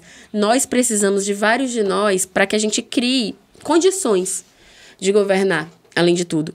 Então, apesar de algumas críticas que eu tenho pela saída dele, que eu gostaria que ele tivesse ficado, o conjunto da obra, para mim, é que ninguém deve tornar irrelevante a história do Edson quanto política. E aí, se a Érica conhece, a gente tá falando de um agricultor. Exatamente. É assim, ó, antes de ser do PSOL, ela era do PCdoB. Oxi, bairrista. Beijo, Edson. Beijo, Bob. Edson. Edson, eu tô falando bem de você aqui, mas você sabe como é que é no privado. Estarei dia 17 lá em Potengi, na festa da cidade. Então, eu sou a boa amiga. Tem um grande político que o Schoffen, Paulo não deve conhecer, talvez a Érica conhecesse. Gilvan Rocha. Sim. Não sei se você esqueceu. Fundador do PT aqui, depois do PSOL. E o Gilvan comentava que um grande político nacional, ele fazia assim, ele toda a vida esculhambava a pessoa no público, ele subia ao público, esculhambava você, Érica. E depois chegava, batia no ombro e, eu acho você uma pessoa maravilhosa. E aí um dia, ele foi fazer isso com alguém e a pessoa assim, vamos fazer o seguinte, vamos trocar? Tu me elogia no público e me esculhamba no privado? Sou uma boa amiga do Edson, faço o contrário. Reclamo dele no privado. Mas porque eu acho que o conjunto do que representou a vitória de Potengi é muito forte. Muito forte.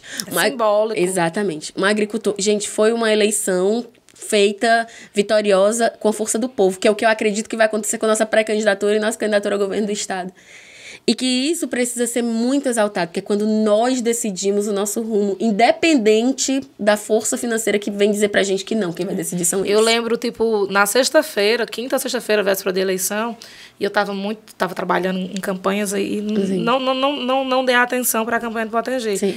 E Germano, sabe quem é Germano? Que era do PCdoB? Sim. Acho que ele foi expulso do PCdoB. Alguma coisa assim. Não sabia dessa parte. Eu acho que ele tá até no MDB. Eita, como o mundo capota. O mundo deu voltas. Dessa eu também não sabia. Aí Germano chegou e disse, Érica, com olhos marejados, né? Porque tem coisa que não muda nunca. Sim. Aí ele disse assim, Érica, Edson vai ganhar em Potengi. Aí eu achei que ele era candidato a vereador. Aí eu disse, vai, que legal. Aí ele, pra prefeito. Eu disse, tu tá doido? Que conversa é essa? Ele fez aquela ali. Tanto que eu lembro de eu mandando áudio, eu organizando uma coletiva de imprensa pro prefeito eleito e mandando um áudio pra Edson aqui. Ei, camarada, parabéns, não sei o quê. Que me emocionou de verdade. Sim. E daquela linha inacreditável. Tanto que foi tudo muito simbólico, a história do... Foi tu que escreveu? Não sei. Sobre a roupa de Edson. Ele não tinha paletó. Ele não tinha um paletó. Quem foi que sim. escreveu? Não sei, essa matéria não é minha. Não foi eu que assinei. Mas teve alguma no Alguém Fubá escreveu falando sobre isso. Não, a gente chorou feito criança. Porque não é isso. Até nós da esquerda mesmo, até essa dificuldade que a gente tem de eleger pessoas como Edson, como eu, como nós, como sabe? nós. Então, Deixa eu só pra nós foi... pegar esse gancho, e talvez seja uma provocação, mas... Não, enfim, duvido, Paulo. Claro mas que não. enfim. Você é provocador. Mas, por exemplo, tu lista essa dificuldade do campo de eleger lideranças, de construir lideranças, e o Edson seria uma dessas lideranças, né? Ele é alçado, tem toda uma história a defender, e assume o posto de prefeito lá em Potengi.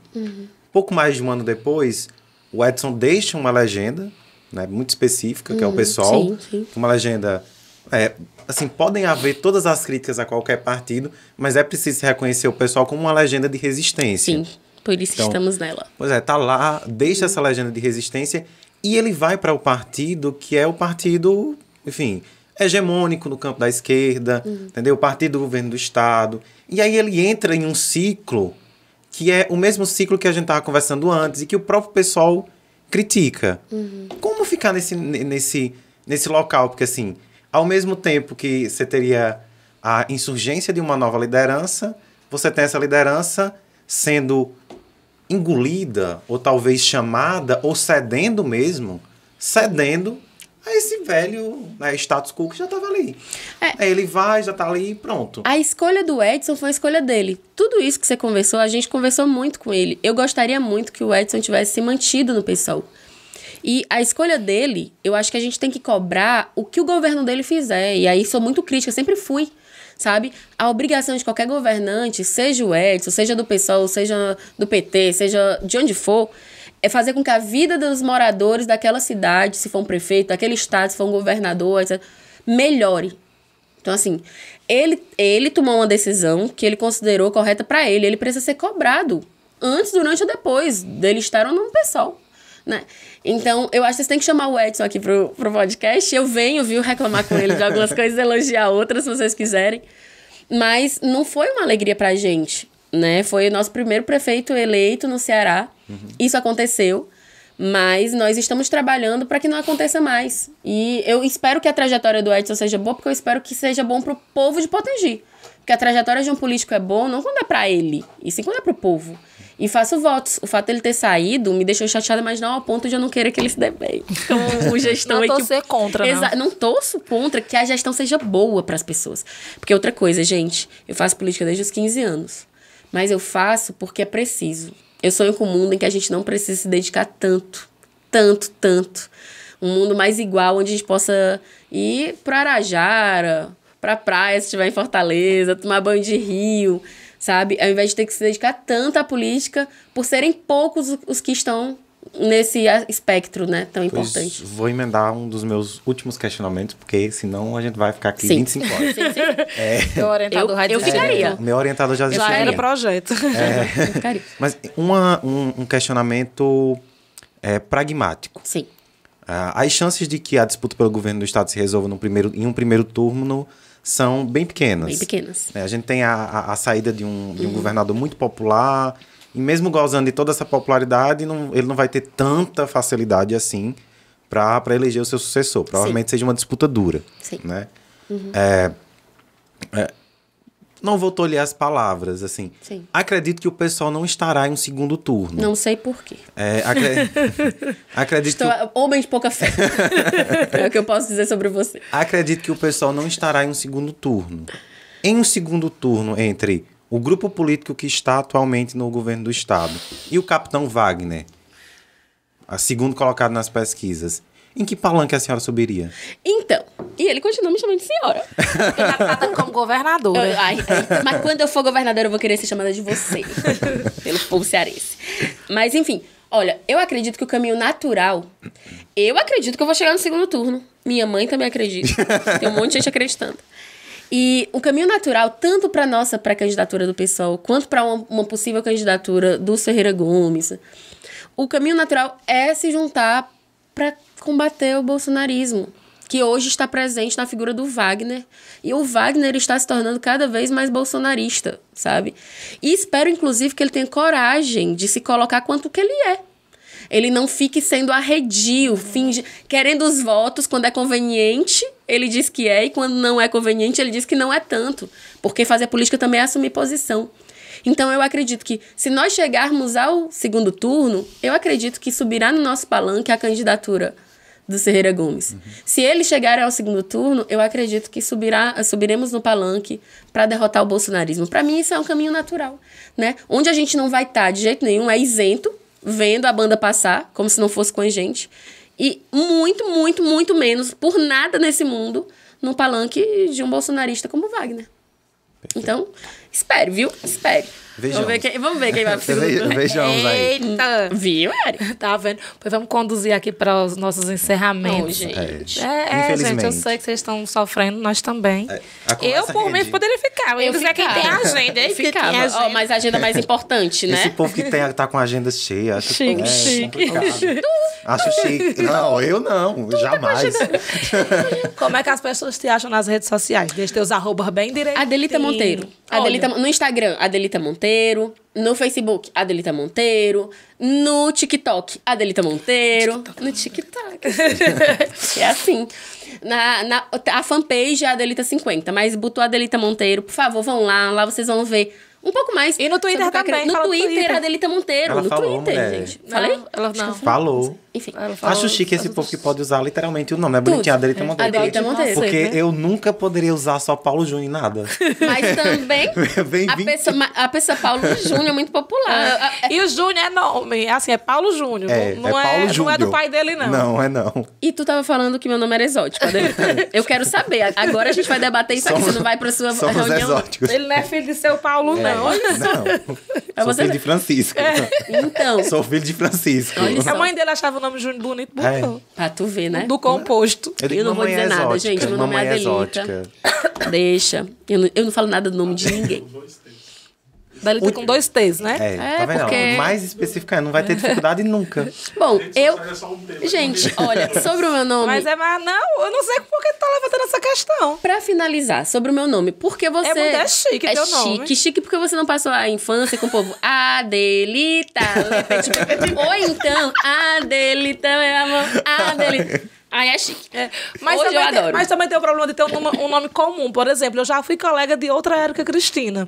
Se você jogar no Google Érica Cristina de Souza, existe uma Érica Cristina de Souza que nasceu no mesmo dia que eu. Érica muito Cristina comum. não é muito comum, é meio novela mexicana. Eu vou Eu logo lhe acho dizer. o nome muito de novela mexicana. Muito, Érica Cristina. Deixa eu te explicar. Que você nessa mesa não tá assim tão na linha dos comuns, não, tá? Meus filhos, aí você vai, assim, meus filhos têm outra... Meu filho é João. Minha filha é Malu, Maria Luísa. Eu não fiz isso com os meus filhos, não. Porque quando eu era criança, eu sofri muito. Eu era a primeira que chamavam. Se não tivesse um Abraão na sala, eu tava lascada, que eu era a primeira pra entregar Pois a o tarefa. nome de Anitta foi pensado para isso, para ela ser a primeira, para ela ser uma pessoa de destaque. Eu queria um nome que fosse linguisticamente, foneticamente fácil de dizer, para que as crianças no primeiro ano de escola aprendessem a dizer. Porque foneticamente, Anitta é todo lábio dental, então não tem delícia. problema. Tudo planejado. Tá vendo? Não, foi a gente Futura fez... presidente. A gente Anitta fez- presidente. A gente fez um brainstorm completo para descobrir, para dizer o nome dela. Um processo de marketing assim que durou os 9 meses. E ela E são ela- 2 T's? Não. Um T só. Um só T. Porque eu também tinha raiva dos 2 T's. Até que surgiu a Juliette. Aí um dia, eu estava na fila da vacina. E a moça olhou assim e disse, olha, 2 T's. Me falaram que todo mundo que tem 2 T's nasceu para vencer. Opa! Exatamente sobre isso. Opa! Depois da Juliette, meus 2 T's agora são vantagem. Nossa, mas O mais velho chama-se Eliquiel, é único. Se você jogar no Google Eliquiel, na grafia que ele escreve, você vai encontrar exatamente Sim, ele. você conversou onde com a minha mãe, Vilami? Com essa história dos nomes únicos. Eliquiel recebeu de presente esse nome. Aí o nome de 15 anos foi ele que escolheu, aí... é Lucas Guilherme. Lucas se garante. Ele que escolheu, não. Eu sou desse. Eu sou, Lucas se garante. eu sou desse time porque eu sou de um conjunto de primos que tem várias queixas a fazer, né? Várias queixas de você. Enfim, gente, não deixa eu falando aqui não, que a gente vai falar 2 mil anos, esse menino vai perder a pós-graduação dele. Não. Só pra confirmar. Vamos firmar um acordo. Vamos Não. firmar um acordo bonitinho aqui. Perder voto. Sim. Porque temos um ano longo aí pela frente, Sim. com muitas coisas pra conversar. Sim. E a Adelita voltará aqui ao Fubá Podcast durante Sim. a campanha, Por certo, favor. Adelita? Sim. Tá firmado. Pra gente Porque conversar a gente durante a vai fazer, campanha. abrir espaço Por para favor. todos, mas tem Isso. aqueles que não vão querer vir. Todos, Vão perder. Usar a câmera da verdade aqui pra fazer o convite desde agora. Todos os candidatos ao governo do estado do Ceará estão convidados a sentar aqui onde a Adelita está Quem não vier e tá perto. conversar comigo e com Érica Cristina. Sobre os assuntos mais variados possíveis, mas sempre com cuidado e atenção devida. Sempre. Quem não vier tá perdendo. Eu Pronto. posso... Paulo Júnior assina a coluna de política toda segunda-feira no Fubá. Sai segunda-feira cedinho, você não precisa... 8h30 da manhã. 8h30 da manhã, porque ele é uma pessoa disciplinada. Ele chega, toma o café dele e posta a coluna dele. Então, acessa lá, www.fubá.com.br. E nas redes sociais, as pessoas te acham aonde? @Paulo Júnior Alves no Instagram e @Poesias Inatas no Twitter. É, o que coisas no Twitter. No Twitter ele é um poeta. Acaba chique, viu? Acaba sofisticado, como diz uma amiga minha. Érica Souza, eu sou eu em todo canto. Érica com K, Souza com Z. Tô em todas as redes sociais. Quando se criar uma rede social nova hoje, eu vou lá e faço essa mesma arroba pra Pra não me Padronizar, perder. né? Espero que você que esteja assistindo a gente já seja inscrito, mas se você chegou por causa de Adelita, se inscreve, nós somos legal. Deliciosa, maravilhosa. Vai ser maravilhoso. Siga as redes do Fubá e é aquele recado, né? Aquele recado gostoso que a gente precisa dar, né? Você aí, dono do seu negócio, tá doido por um lugar pra anunciar? Olha essa mesa, o tamanho Olha dela. o tamanho dessa mesa. Olha que lugar maravilhoso para ter o seu produto, uma conversa aqui. Imagina seu produto aqui, 2 horas exposto pro mundo. Essa mesa, essa cortina, essa tela. Essa minha testa aqui. A gente dá um jeito. A gente coloca o seu anúncio onde você quiser. Lembra a máxima do outro vídeo que já saiu por aí. A gente vai crescer. E a melhor coisa é crescer junto. Então, vem crescer com a gente. E assim, você entra em contato com a gente pelas redes sociais ou manda um e-mail para contato@fubá.com.br. Aí a gente tem um detalhe, né? Porque a gente avalia se o seu produto se encaixa na nossa proposta também. Exatamente. Desculpa Também aí. não é tão simples assim, né? Também não é tão difíceis. simples assim. São difíceis, Não não é são fácil. fáceis. Toda quinta-feira, às 18 horas, estamos aqui.